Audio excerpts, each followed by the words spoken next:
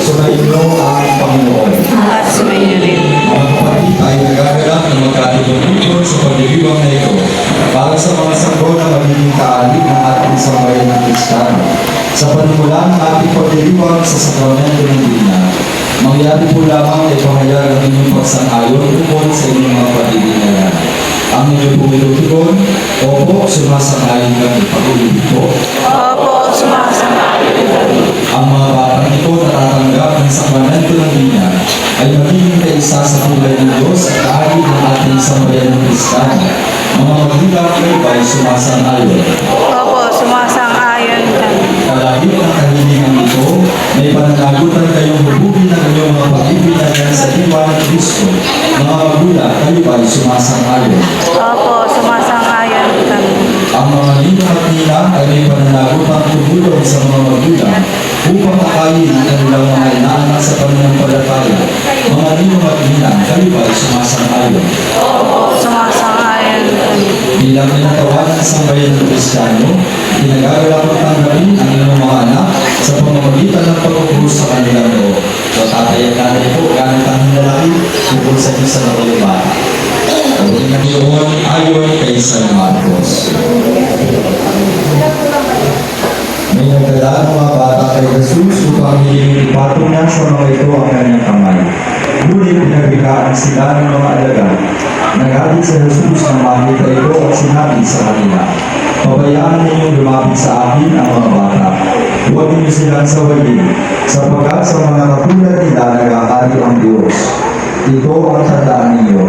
Ang sino mang hindi tumatanggap sa paghahari ng Diyos, tulad ng isang bata, ay hindi mapapabilang sa mga paghaharian niya.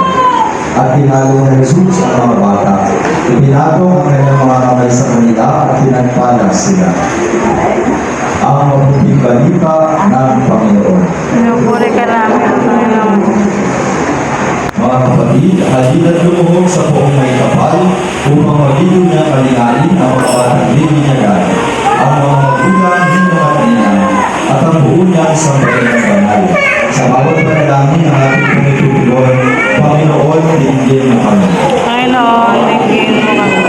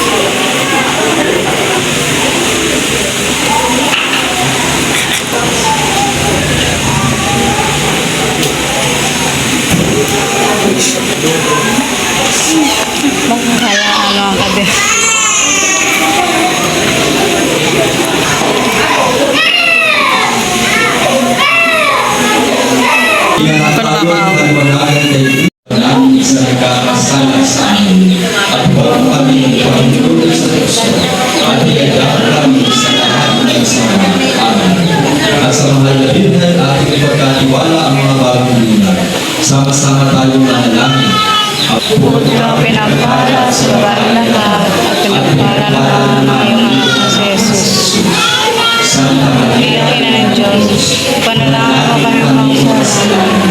Ngayon po kami mamamatay. Ama namin mapagmahal, amin ang isinaliwang ang sakramento na nagbibigay ng buhay at tanan.